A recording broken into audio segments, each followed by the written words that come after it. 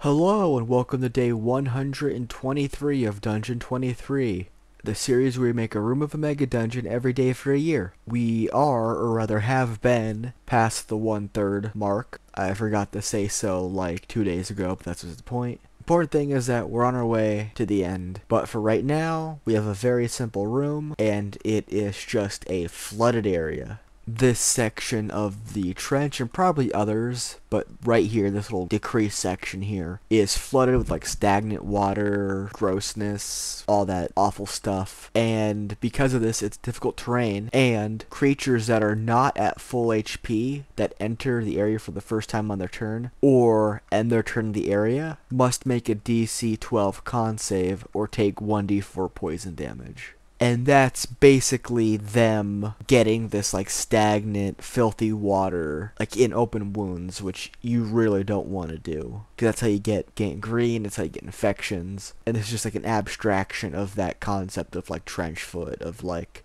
getting seriously sick from the poor conditions of like trench life. Which is pretty grim, and this is probably like the grimmest it's gonna get. Because I do kind of want this floor to be pretty silly, all things considered. Because yeah, you know, World War I sucked because everyone was in a trench. It was miserable. But World War I was also kind of funny. Because it's basically just a massive conflict between people for no real reason.